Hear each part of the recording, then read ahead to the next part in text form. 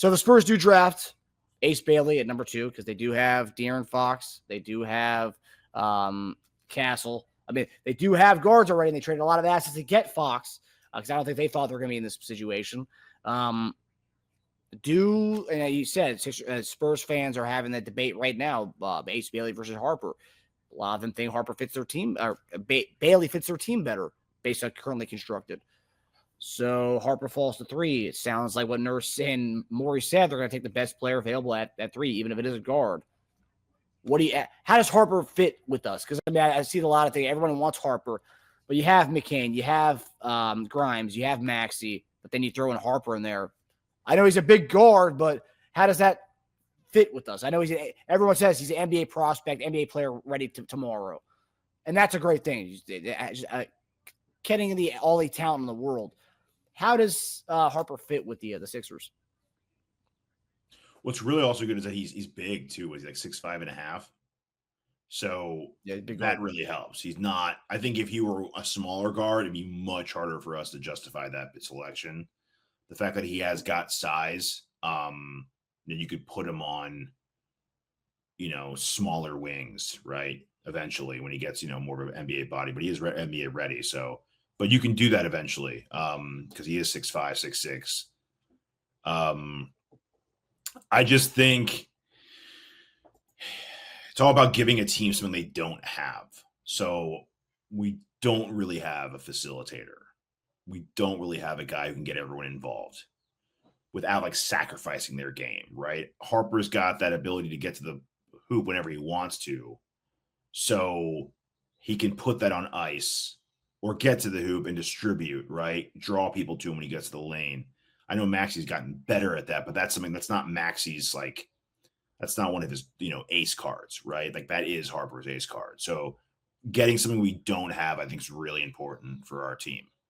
Not to say Bailey, you also get that too, but I think with Harper, that's why you can justify it.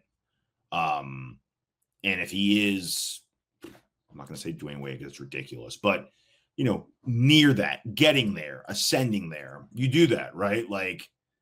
That's like saying, hey, if I tell you you're going to have a guy who's 2 pegs below Dwayne Wade in the future, you're not going to draft him because of Maxey, McCain, and Grimes. No, of course I'm going to draft that.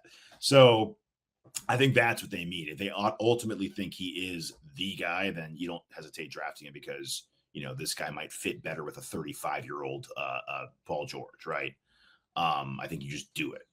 So, it's going to be interesting because Spurs, slightly similar situation. They just invested in Fox.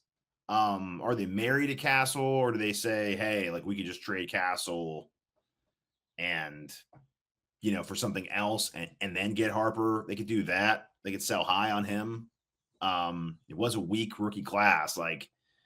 Our rookie was heading that stat and he was the 16th pick. So was it the kind of year you could say we got the rookie of the year? Oh, great.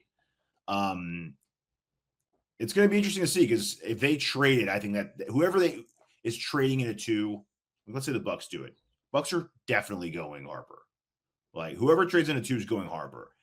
Spurs keeping it's the only way it could go the other way. If they truly believe, because you got to understand too, Spurs, although they're a very smart organization and they will usually side with the better player, they have a really good staff and they believe in development. So that ceiling that the truthers believe in for Ace Bailey, the Durants, and the what's the other crazy ceiling I've seen from him, Paul George. If the Spurs believe that and they believe their coaching can get that out of him, that might be hard to pass on too. Because if you're thinking of Paul George next to Wemby, next to De'Aaron Fox, that does mesh better than a Harper. Even if Harper does reach his own version of that Durant, which is Dwayne Wade, it still is a better mix to have the Paul George in that trio, right, than to have Wade with Fox. So, it's gonna be a fun draft schedule. It's pretty tight too. It's next month. Yeah, it's like a couple days after the finals are over. It's like the draft. The NBA offseason is fast, dude, and moves so quick. And I believe the off-season starts like 2 or 3 days after the draft. So it's it's interesting. It's fast.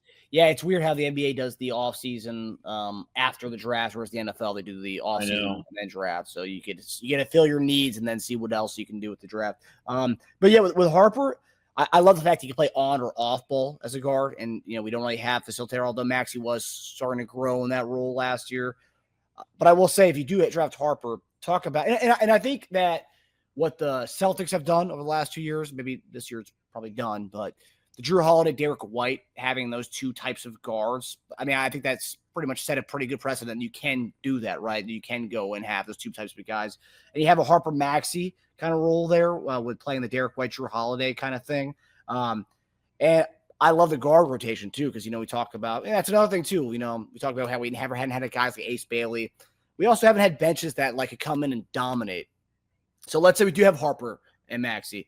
You have Harper, Maxey, your 1-2 in the starting lineup. And obviously I know a lot of people want McCain starting, but I feel like McCain's more suited to be a 6-man kind of guy. But nonetheless, we'll let training camp and the coaches decide that. But let's say Harper, Maxey starting 1-2. Then off the bench, you have McCain and Grimes coming out there. I don't know if they want to start Grimes at 3, but you have McCain and Grimes coming off your bench as your 1-2, as your 6 and 7 guys. I mean, that's just it's never giving up scoring and just having enough of that. I think that's just amazing to have, especially given our injury histories that we have in the team, to have just nonstop scoring coming at you, starting lineup, and the night shift coming in there. So I love that guard rotation right there between those 4 guys. That'd be pretty nasty. Between Harper, Maxey, McCain, and Grimes, pretty nasty. That's one of the best guard rotations we've had in a long time in Philadelphia. Yeah. So.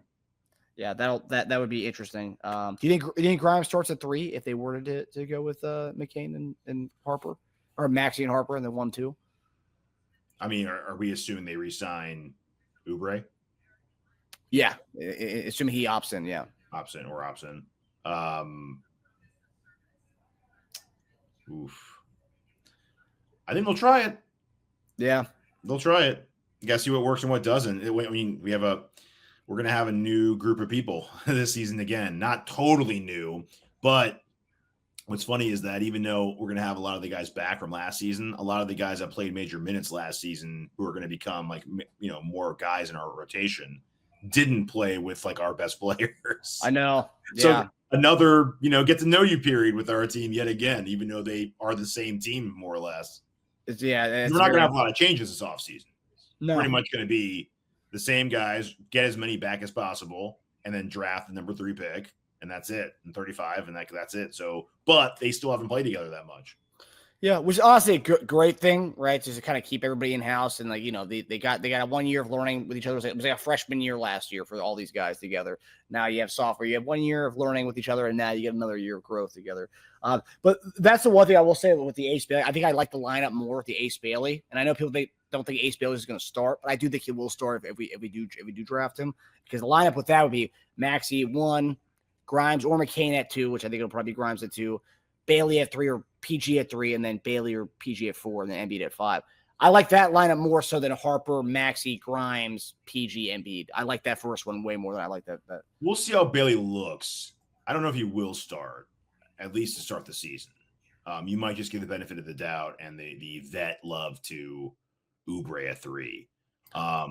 But overall, that's not to say he's not going to play a lot. No, I know. I just, Oubre starting. The way we rest guys, he'll start and play a lot.